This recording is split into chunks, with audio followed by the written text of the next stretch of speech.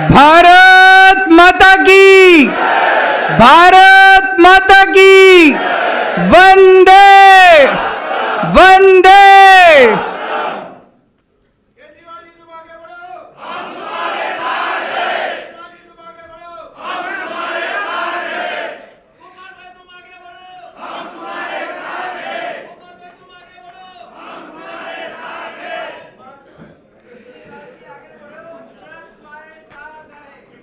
आप सबका बहुत बहुत शुक्रिया। इतनी बड़ी संख्या में आज इस हॉल में वकील साथी मौजूद हैं। आप सब लोग आए समय निकाल के, अपना कीमती समय निकाल के। मैं तहे दिल से आप सब लोगों का शुक्रिया अदा करता हूं।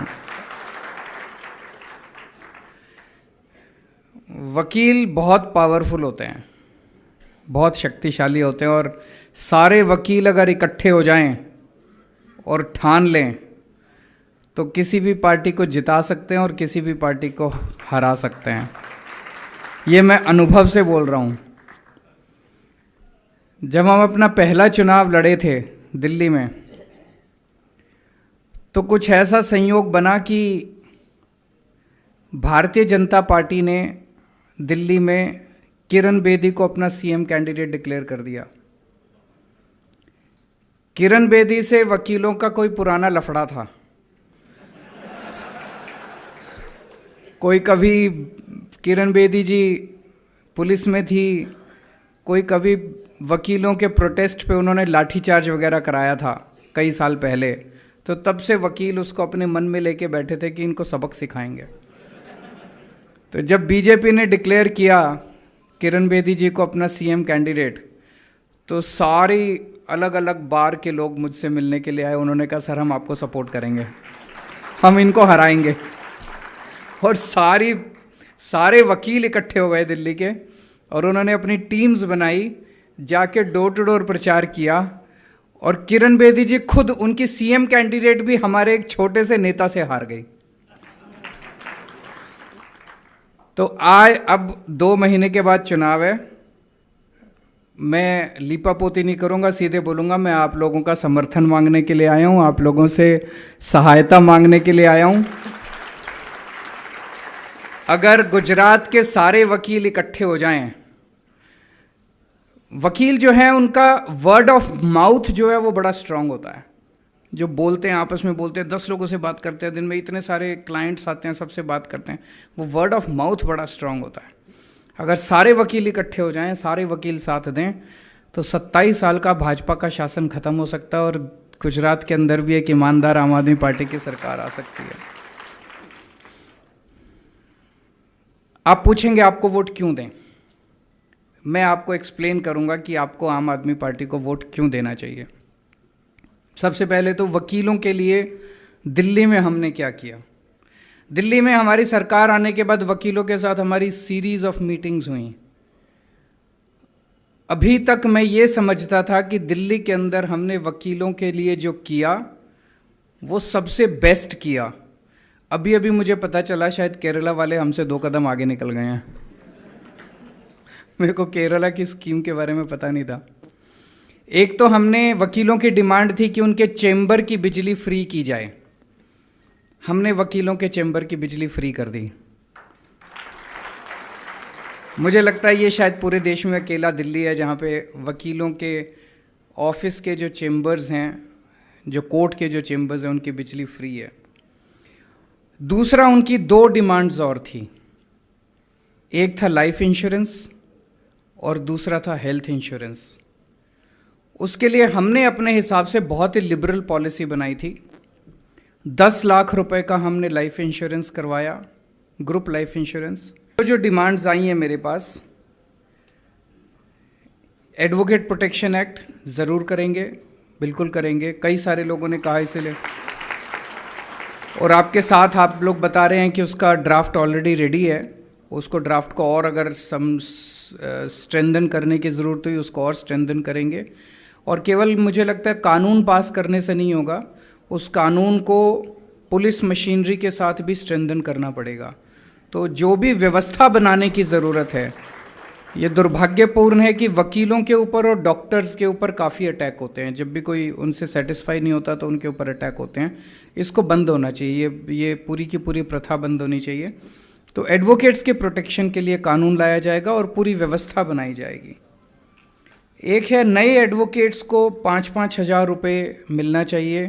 केरला ऐसा देता है। मैं केरला की स्कीम को स्टडी करूँगा। ये वहाँ पे भी डिमांड थी। केरला की स्कीम को स्टडी करूँगा और उसकी स्कीम को स्टडी करने के बाद आपको एश्योर करता हूँ कि उनसे बेहतर स्कीम आपके यहाँ लागू करेंगे।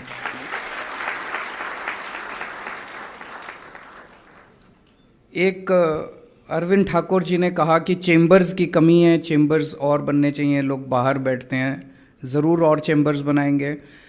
इन चीज़ों में ज़्यादा खर्चा नहीं आता, मैंने देखा है। जैसे हेल्थ इंश्योरेंस और लाइफ इंश्योरेंस देने का टोटल खर्चा दिल्ली सरकार का 40 से 50 करोड़ रुपए साल का आता है। 40-50 करोड़ रुपए किसी भी बड़ी सरकार के लिए कोई बहुत छोटा सा अमाउंट है। इसीलिए ये जितनी आपकी डिमांड्स हैं, इन डिमांड्स के कोई इम्प्लीमेंट करने में कोई बहुत ज़्यादा खर्चा नहीं है।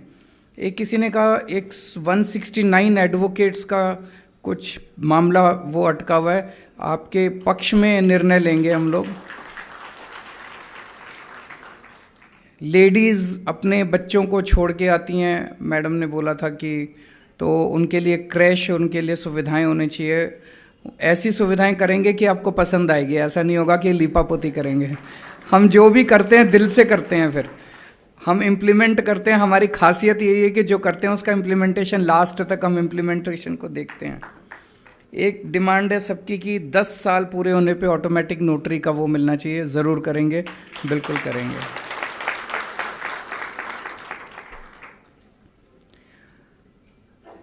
एक मेरे मन में पीड़ा रहती है, और चूंकि आप सब वकील हैं, पढ़े लिखे लोग हैं, आपके साथ वो शेयर कर सकता हूँ। मैं गुजराती बहुत ज़्यादा नहीं समझता, लेकिन मैं सुन रहा था, ईशुदान भाई ने उसको थोड़ा सा आपके सामने रखा था कि आज़ादी के 75 साल हो गए। 75 साल किसी भी देश के इतिहास में कोई बहुत लंबा पीरियड नहीं होता, लेकिन कोई बहुत छोटा पीरियड भी नहीं होता। इन 75 सालों में कई देश हमसे आगे निकल गए। हम पीछे क्यों रह गए? हमारे में क्या कमी है? इंडियंस में क्या कमी है? मैं हमेशा कहता हूं कि जब भगवान ने सृष्टि बनाई, इंसान को बनाया, तो सबसे इंटेलिजेंट और सबसे मेहनती लोग उसने भारत में बनाए। इंडियंस सबसे इंटेलिजेंट हैं। आप पूरी दुनिया में कहीं उठा के देख लो, ये कंपनी, वो कंपनी, मल्टीनेशनल कंपनीज जितनी हैं, ऊपर नंबर 1, 2, 3 कहीं ना कहीं आपको एक इंडियन बैठा हुआ मिलेगा। हमारे देश के अंदर सिस्टम इतना खराब है कि हमारे देश में आते हैं तो सब गड़बड़ हो जाता है। हम पीछे क्यों रह गए? भगवान ने इंडिया को देने में कोई कसर नहीं छोड़ी। जब भगवान ने पृथ्वी बनाई तो सबसे खूबसूरत जगह भारत को बनाया। सोने की चिड़िया, पहाड़ दिए, नदियां दी, जड़ी बूटियां दी, सारी फसलें दी, सारे मिनरल ओर्स दिए, समुद्र दिया। क्या कसर छोड़ी भगवान ने? कोई कसर नहीं छोड़ी। फिर हम पीछे क्यों रह गए? हमारे बाद कई देश हमारे बाद आज़ाद हुए, वो हमसे, सिंगापुर 15 साल बाद आज़ाद हुआ, वो हमसे आगे निकल गया। जापान सेकेंड वर्ल्ड वॉर में तहस नहस हो गया था, वो हमसे आगे निकल गया। जर्मनी सेकेंड वर्ल्ड वॉर में हमसे तहस नहस हो गया था, वो हमसे आगे। हम पीछे क्यों रह गए? हमारे में क्या कमी है? मुझे यह लगता है कि एक चीज ऐसी है, बहुत कुछ करने की जरूरत है। एक चीज ऐसी है जिसे अगर हम वॉर फुटिंग के ऊपर करें, मिशन मोड में करें, तो भारत को बहुत जल्दी गरीबी से बाहर निकाला जा सकता है। भारत एक अमीर देश बन सकता है, डेवलप्ड कंट्री बन सकता है, और वो है शिक्षा। ये मैं अपने अनुभव से कह रहा हूं, या भाषण के बेसिस पे नहीं कह रहा। आज जब मैं कहता हूं कि मैं अच्छी शिक्षा दूंगा, फ्री में शिक्षा दूंगा, तो मेरा मजाक उड़ाते हैं, कहते हैं केजरीवाल फ्री की रेवड़ी बांट रहा है। अच्छी शिक्षा और फ्री शिक्षा देना फ्री की रेवड़ी नहीं है। अच्छी शिक्षा देना और फ्री शिक्षा देना राष्ट्र निर्माण का सबसे बड़ा काम है। दिल्ली के अंदर जब हमारी सरकार बनी थी, दिल्ली में सरकारी स्कूलों का बहुत बुरा हाल था। 18 लाख बच्चे पढ़ते हैं दिल्ली में सरकारी स्कूलों के अंदर। कोई भविष्य नहीं था इनका। दीवारें टूटी पड़ी थी, छत टूटी पड़ी थी, डेस्क थे नहीं, जमीन पे बैठते थे, रिजल्ट सारे फेल होते थे बच्चे। आज उन्हीं सरकारी स्कूलों को हमने शानदार बना दिया। प्राइवेट स्कूलों से भी ज्यादा अच्छे हो गए हैं सरकारी स्कूल। पिछले साल 4 लाख बच्चों ने अपने नाम प्राइवेट स्कूल से कटा के सरकारी स्कूल में भर्ती हुए हैं। ये चमत्कार से कम नहीं है। मैं एक क्लास में गया, मैंने क्लास में बच्चों से पूछा कि आप में से कौन कौन प्राइवेट स्कूल से नाम कटा के आया है। तो कुछ बच्चे खड़े हुए। फिर मैंने एक बच्चे से पूछा कौन से स्कूल से नाम कटा के आए हो। उसने कहा Saint Columba's. Saint Columba's Delhi का सबसे बढ़िया प्राइवेट स्कूल माना जाता है। लोग उसमें एडमिशन कराने के लिए लंबी लंबी लाइनें होती है वहाँ पे। सेंट कोलंबस का बहुत बड़ा नाम है दिल्ली के अंदर। सेंट कोलंबस से लोग अपना नाम कटा के दिल्ली के सरकारी स्कूल के अंदर अगर भर्ती करा रहे हैं, इससे बड़ा सर्टिफिकेट और क्या मिलेगा। पिछले साल दिल्ली के हमारे सरकारी स्कूलों के नतीजे 99.7% बोर्ड के पेपर में नतीजे आए हैं। अब हमारे जो बच्चे निकल रहे हैं, किसी का एडमिशन की इस आईआईटी में हो रहा है, किसी का इंजीनियरिंग में हो रहा है, किसी का मेडिकल में हो रहा है। एक रिक्शे वाले का बच्चा है, वो आईआईटी के अंदर कंप्यूटर साइंस पढ़ने जा रहा है। एक प्लम्बर का बेटा है, वो आईआईटी के अंदर केमिकल इंजीनियरिंग पढ़ने जा रहा है। इस साल 450 बच्चों का आईआईटी के अंदर एडमिशन हुआ है। आईआईटी के अंदर एडमिशन आसान थोड़ी होता है। 450 के करीब, 425 से 450 बच्चों का नीट के अंदर एडमिशन हुआ है, मेडिकल के अंदर एडमिशन हुआ है। आप सोच के देखो, वो रिक्शा वाला मुश्किल से 10 से 15 हज़ार रुपये महीना कमाता होगा। उसके बेटे का आईआईटी में एडमिशन हो गया। बेटा जब निकलेगा उसकी 3-4 लाख रुपए महीने की स्टार्टिंग सैलरी होगी आईआईटी के बाद। उस एक परिवार की तो गरीबी दूर हो गई। अगर हम अपने सारे बच्चों को अच्छी शिक्षा दे दी तो सोच के देखो कि सबकी गरीबी दूर हो सकती है। एक पीढ़ी के, इन 1 generation, in next 5 to 10 years हम गरीबी दूर कर सकते हैं। हमारे देश में 18 करोड़ बच्चे सरकारी स्कूलों में पढ़ते हैं। टोटल पूरे देश में 18 करोड़ बच्चे सरकारी स्कूलों में पढ़ते हैं।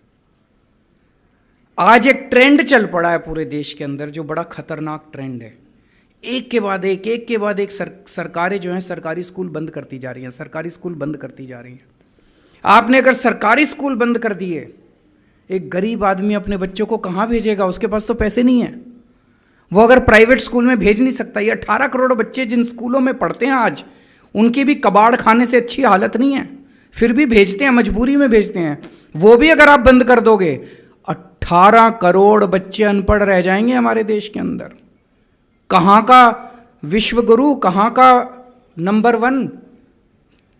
हमारा देश शक्तिशाली बनेगा, सर्वश्रेष्ठ बनेगा, विश्वगुरु बनेगा, नंबर 1 बनेगा जब हम अपने हर बच्चे को अच्छी से अच्छी शिक्षा देंगे, तभी हमारा देश आगे बढ़ सकता है।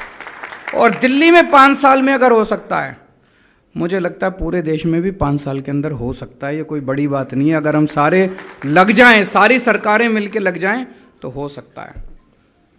दिल्ली के अंदर किया, पंजाब के अंदर शुरू कर दिया हम लोगों ने। 100 स्कूल तैयार हो जाएंगे अगले 5-7 महीने, और उसके बाद उसको मॉडल बना के सारे स्कूलों को ठीक करेंगे। अगर आप हमें एक मौका दोगे तो गुजरात के भी सारे स्कूल शानदार बना देंगे।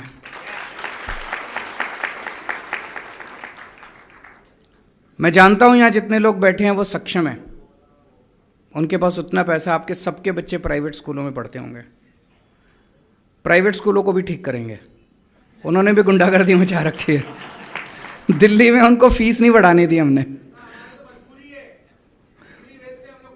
अभी आ रहा हूं, मैं उसी पे आ रहा हूं।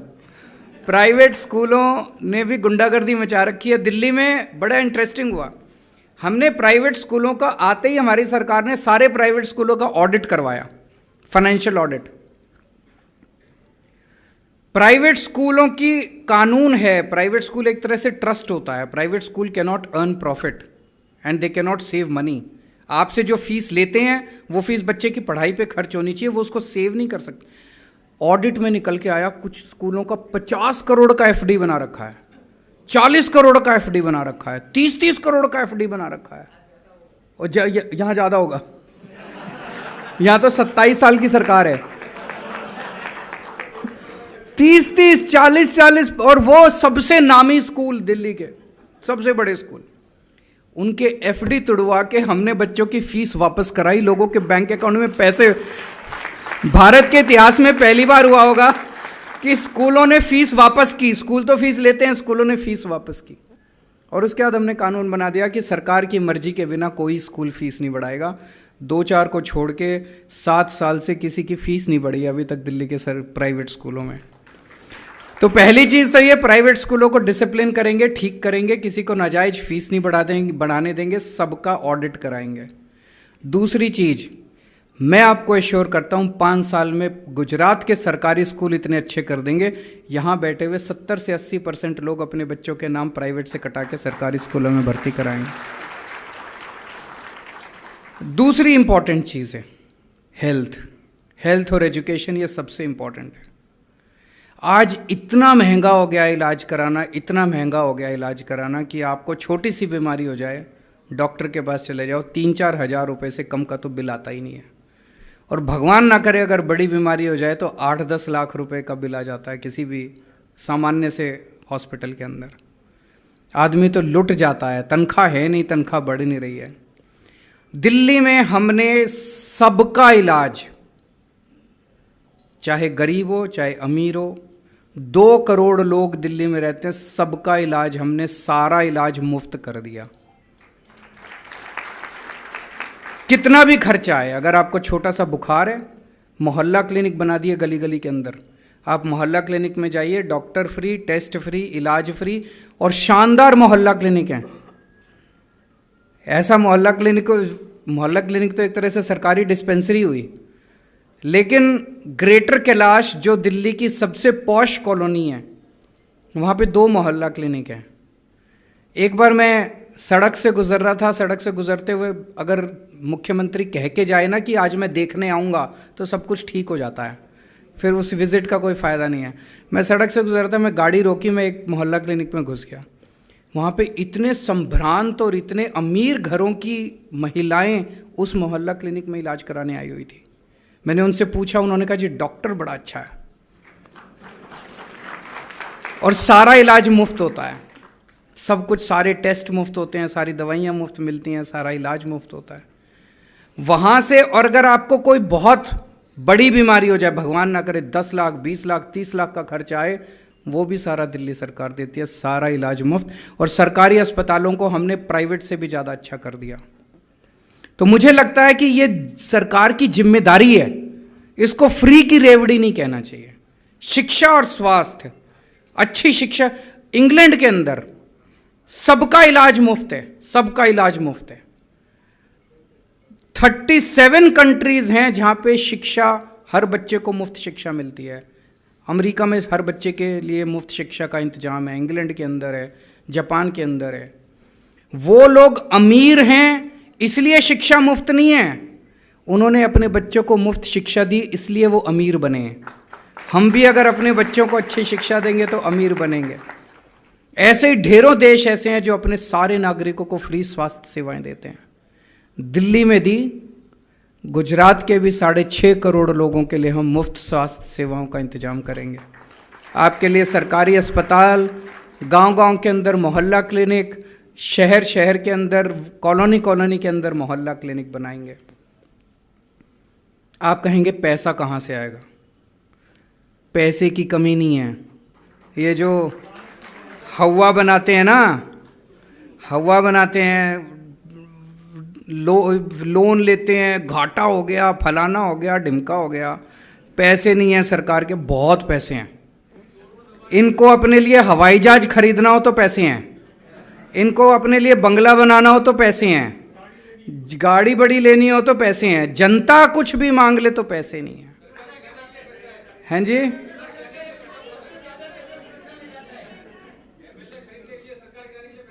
एमएलए खरीदने के लिए पैसे बहुत हैं।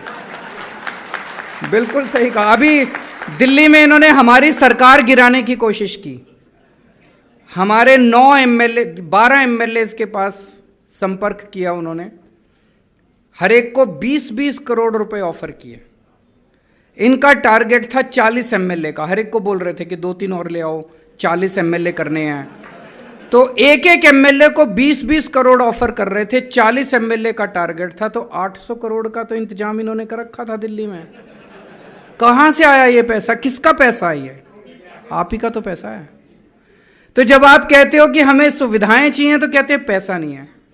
हम एमएलए नहीं खरीदते, ये हमारे धंधा नहीं है, उनका ही धंधा है। तो हम आपके लिए बिजली फ्री कर देते हैं, शिक्षा फ्री कर देते हैं, हॉस्पिटल फ्री कर देते हैं, दवाइयां फ्री कर देते हैं।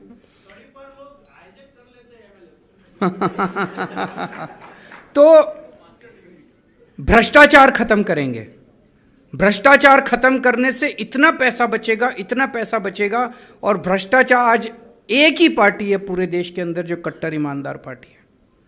अभी आप लोगों ने सुना होगा, पंजाब के अंदर हमारा अपना एक मिनिस्टर, उसकी रिकॉर्डिंग निकल के आई कि वो किसी से पैसे मांग रहा था।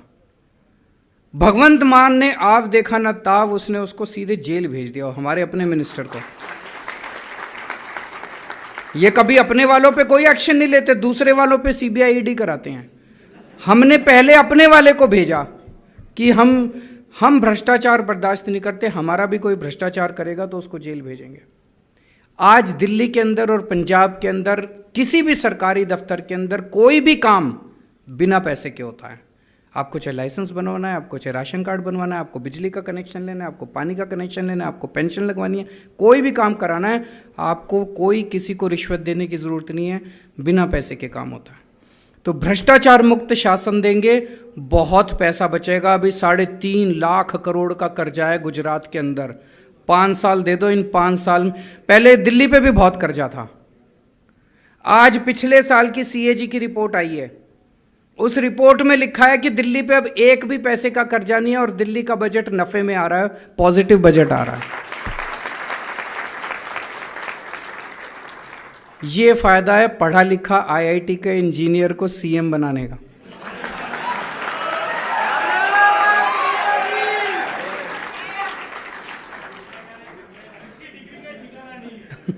समझ आती है मुझे, फाइनेंस भी समझ आती है, इंजीनियरिंग भी समझ आती है।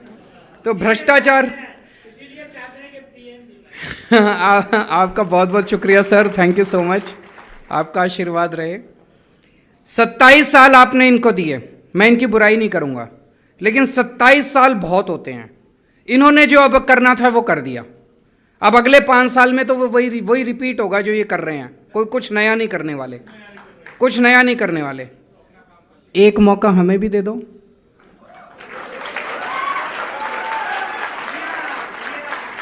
एक मौका दे के देख लो, बदलाव तो होना ही चाहिए ना, चेंज तो होना ही चाहिए। अगर 5 साल में जो जो बातें मैं कह रहा हूं वो मैं नहीं करूंगा, मुझे लात मार के भगा देना, गुजरात में घुसने मत देना अगली बार। एक मौका दे दो। पिछली बार दिल्ली के चुनाव में मैंने कहा था, 2020 में अभी जो चुनाव हुआ, मैंने दिल्ली की जनता को कहा था, मैंने कहा 5 साल में अगर मैंने काम ना किया हो आपके लिए, मुझे वोट मत देना। ये कहने के लिए जिगरा चाहिए। ये लोग क्या करते हैं, हर 5 साल बाद आते हैं, कहते हैं एक मौका और दो। इनके मौके पूरे ही नहीं होते, जिंदगी बीत जाती है, हर 5 साल के बाद आके कहते हैं एक और दे दो, बस एक और दे दो। हम कहते हैं पिछले 5 साल में अगर काम नहीं किया तो हमें। आज मैं आपके सामने बड़ा स्टेटमेंट देके जा रहा हूं। आपके दिल्ली में दोस्त होंगे, रिश्तेदार होंगे, चाहे किसी भी पार्टी के हो, मैं चैलेंज करता हूं, आप उसको फोन करके पूछ लेना क्या केजरीवाल अच्छा काम कर रहा है। अगर वो कहे नहीं कर रहा, मुझे वोट मत देना गुजरात में। दिल्ली की जनता खुश है हमसे, दिल्ली की जनता प्यार करती है हमसे। एक टाइम ऐसा था जब वकील जो हैं दिल्ली के 70-80% वकील जो हैं वो भाजपा के लॉयल थे। आज दिल्ली के 70-80% वकील जो हैं वो केजरीवाल के साथ हैं। वो हमें प्यार करते हैं क्योंकि हम उनका ख्याल रखते हैं, हैं जी? हाँ, आप भी प्यार करते हैं हमसे। Thank you so much. आप सब लोगों का बहुत बहुत शुक्रिया। एक ही रिक्वेस्ट है, मीडिया बहुत कुछ दिखा नहीं पा रहा, उनकी मजबूरी है।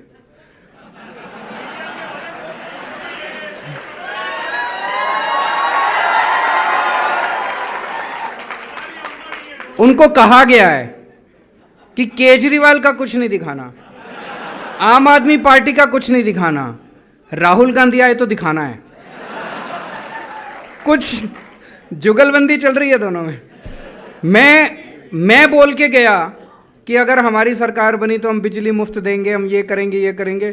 छठे पेज पे इतना सा छपा। उसके बाद राहुल गांधी जी आए और वो बोल के गए, फ्रंट पेज पे गुजरात के सारे अखबारों के अंदर छपा। जबकि आज की डेट में तीसरे नंबर पे कांग्रेस हो चुकी है, हम सेकंड पे तो आ चुके हैं।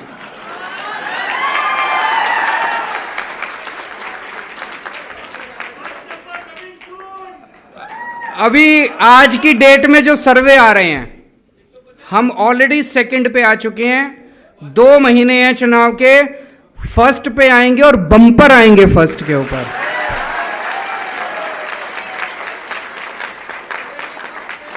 दिल्ली वालों ने पहले रिकॉर्ड बनाया था, 70 में से 67 सीट दी थी।